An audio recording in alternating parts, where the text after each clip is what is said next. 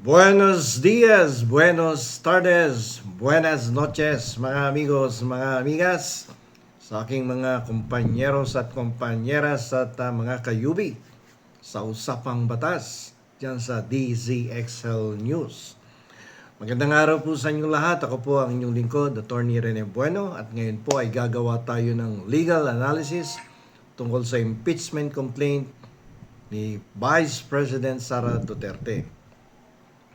So, madalas pinag-uusapan ngayon itong si Mary Grace Piatos at ang kanyang mga kasamang junk food na may kinalaman dito sa confidential funds ng impeachment complaint laban sa Vice Presidente. Okay, at may dalawang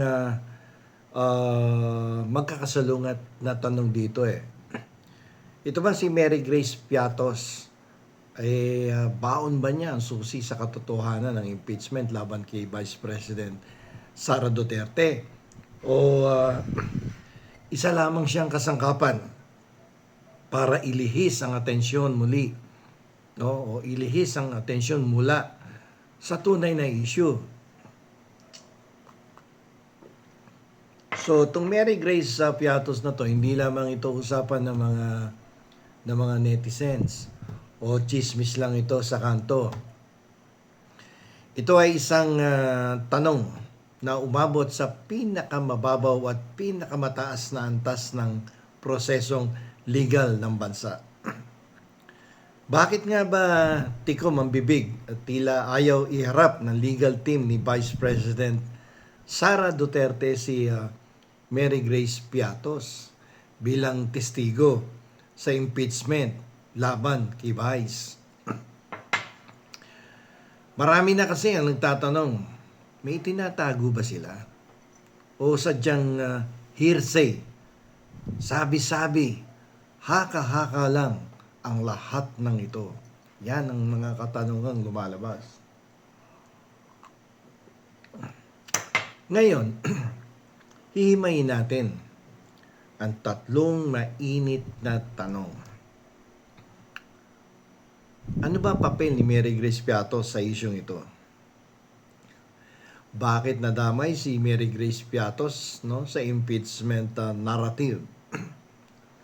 Ano ang legal na implikasyon ng pagtanggi ng defense team na iharap siya?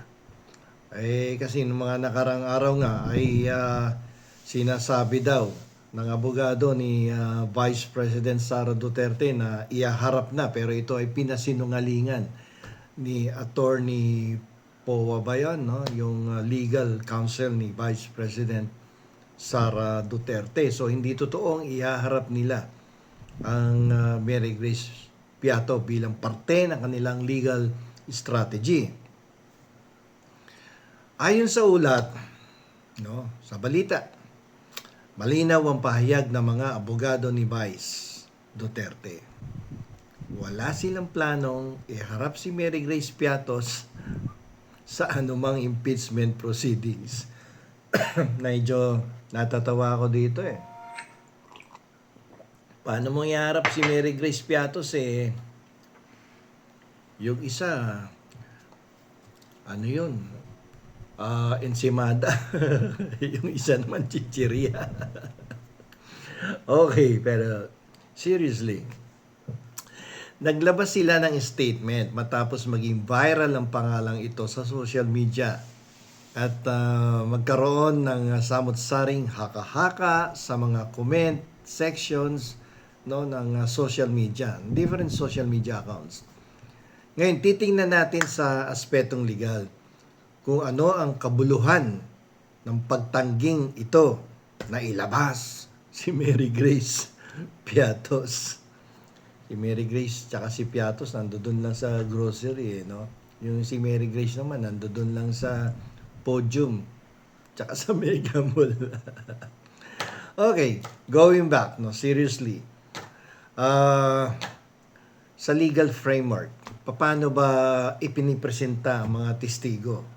Pag nasa proper trial na tayo, ano ba nangyayari sa loob ng courtroom kapag may trial na. Paano ang presentation of the witnesses in a case? Sa impeachment, hindi pwedeng basta-basta maglabas ng tao. May sinusunod po yung proseso sa presentation of witnesses during the trial. Hindi lahat ng testigo ay kusa. Pwedeng gumamit ang Kongreso ng pagpapalabas ng isang dokumento o dalawang dokumento na kung tawagin natin ay subpoena ad testificandum. Ito ay utos ng korte para piliting humarap at magsalita ang isang tao at siya ay tumistigo. Ba? So, yan yung una, subpoena ad testificandum. At yung pangalawa naman ay nautos ay subpoena duces tecum. Ito naman ay utos para magdala ka ng mga dokumento o ebidensya para masuri ng huwes kung yan ba'y pwedeng ebidensya o hindi ebidensya na gagamitin sa trial of the case. Pagkatapos niyan, para ka na nagluluto niya, may gisahan. Gisahan yung examination niyan of the witnesses and the evidence, na diniklarang admissible ng hukuman. So, ganito yan. Kapag isinalang na po yung testigo sa hukuman, may proseso yan. Dadaan siya sa unang-una, direct examination. Ano yung direct examination? Ayan po yung paglalahad ng kanyang kwento at kung ano ang kanyang nalalaman tungkol sa issue at sa kaso. Pagkatapos ng direct examination, andyan dyan yung cross-examination. Ito naman yung paglilinaw at pagsusuri ng kabilang panig ng kalaban mo para hanapan ng butas, yung testimonyang naibigay doon sa direct examination. Ayan, so may pangatlo pa, pwede ka pa mag-redirect examination dyan pag ginusto pa ng kabilang panig. Okay? So, sa House of Representatives, doon sa committee stage, parang maituturing mo yan sa Office of the City Prosecutor nag-iimbestiga pa lang yan. Kung saan sinusuri muna nila kung may sapat na basihan para magpatuloy sa paglilitis. Tinitingnan nila parang sa Office of the City Prosecutor, tinecheck kung may probable cause or reasonable certainty of conviction. Dito sa impeachment, pagdating doon sa Senado, yun yung trial states. Mas mahigpit doon ang rules. Parang totoong korte na yun kung saan ng mga senador ay tumatayong senator judges. Biruin mo, si Nalito Lapid magiging judge, si Bato, si Bongo sa isang impeachment trial. Okay, so pagkatapos niyan, tingnan natin, balik tayo dun sa usapan na bakit tinanggihan ng defense team ni Sara Duterte na ipresenta itong si Piatos, si Mary Grace. Alam niyo po, kahit viral ng isang tao, hindi mandatory o obligasyon ng depensa, ng legal team, na iharap siya as a witness in a case. So, ganito yan. Ang mga posibleng dahilan is that pwedeng hindi naman siya yung material witness dito baka wala naman siyang direktang alam o ebidensya na may kaugnayan sa mga akusasyon. So, bakit ko pa siya ipipresenta? That is going to be a waste of time. Diba? Pangalawa, mamaya, hearsay lang naman yan Diba? Kung alam lang naman niya, ikwento ng iba. At hindi niya personal na naranasan. Hindi ito karaniwang tatanggapin sa prosesong legal. So, alam niyo po yung pagpili ng mga testigo. Parang chess yan Hindi mo ilalabas lahat ng piyesa mo, kung hindi naman siya talaga kailangan. O kung maaari pa itong makapaminsala sa iyong posisyon. So, bakit mo ilalabas kung makakasira lang sa legal position mo? So dito tingnan natin yung malalim na pananaw natin dito. Sa batas po, ang panig na nag-aakusa, yung prosecutors, yung prosecution team, sila po yung dapat magpatunay ng kasalanan ng akusado. Dito, hindi po obligasyon ng Vice President na si Sara Duterte na tulungan ang kalaban sa pamamagitan ng pagbibigay ng sariling testigo. So, discretion nila yan. No? Pag sila ay nag-feed ng mga testigo ayon sa kagustuhan ng kabilang panig, lalabas niya parang lumalabas na helper yan ng prosecution team. So, hindi nila gagawin definitely. So, dito yung pagtangging magpresenta kay Mary Grace Piato sa isang matalinong hakbang. Kung sa tingin ng mga abogado ay gagamitin lang siya para sa political drama at hindi naman makakatulong sa paglilinaw ng katotohanan. Ganito yan, kahit 1 milyon tao pa ang bumanggit sa pangalan ni Mary Grace Piatos sa TikTok, sa Facebook, o kaya sa YouTube channel, sa loob ng prosesong legal, ang ingay ay hindi po katumbas ng ebidensya.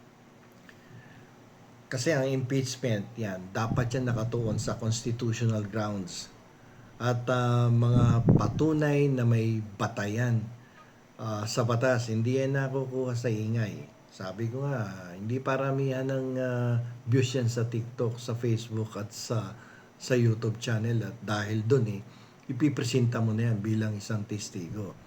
Yan ay dapat based on constitutional grounds. At may mga patunay yan, may mga batayan sa ilalim ng ating batas. So, I will reiterate, ang impeachment po ay hindi po tungkol sa mga viral names or personalities. Ito po ay tungkol sa tiwala ng bayan. Ang mga opisyal ng gobyerno ay nakaupo dahil sa tiwala ng mga mamamayan. So, sa impeachment, kaya may nagsasampan ng reklamo dahil maaaring nawala na yung tiwala ng bayan sa mga public officials na impeachable. Kaya merong reklamo sa Kongreso. So, kung may mga pagkakamali o paglabag sa batas, dapat silang humarap, no? Sa mga trials na katulad ng impeachment at patunayan na wala silang binabiolate na batas sa ilalim ng ating konstitusyon. At sa impeachment naman, lahat ay dapat sumunod sa prosesong nakatakda ng ating konstitusyon. So, isipin natin, dapat yan, lahat yan, may accountability yan. No? At lahat yan ay dapat sumunod sa prosesong nakatakda sa ating konstitusyon. Yung yung legal process ay may kanya-kanyang standard sa pagpili ng ebidensya. At ang pagpili ng testigo ay hindi base sa hype, kundi sa legal relevance. Kung ito ba ay makakatulong sa paglilinaw ng katotohanan at pagtukoy ng katarungan. Sa kaso na to, tingnan po natin yung hearsay rule, no? Sa ilalim po yan ng rules of evidence sa Rules of Court of the Philippines. Hearsay rule, ibig sabihin, sabi-sabi lang yan. No? At wala ka namang personal knowledge dyan. So dito mahalagang malaman ang tungkol sa hearsay. Ito ay pahayag ng isang tao na hindi niya personal naman na nakita o naranasan, kundi ang kanyang sinasabi, nalaman niya lang mula sa iba pang tao. So tingnan natin yung general rule dyan. Ang hearsay ay hindi karaniwang tinatanggap bilang ebidensya dahil hindi natin maaaring ma-cross-examine ng taong unang nagsabi nito, kaya hindi tiyak ang katotohanan nito. Pag hearsay, walang probative value yan. Walang katimbang-timbang, walang kasaysay-saysay. Hearsay nga no ba? Diba? Kung yung testimonya ni Mary Grace Piatos ay puro hearsay, mababa ang halaga nito. walang probative value, at maaaring hindi man lang isama sa records ng kaso.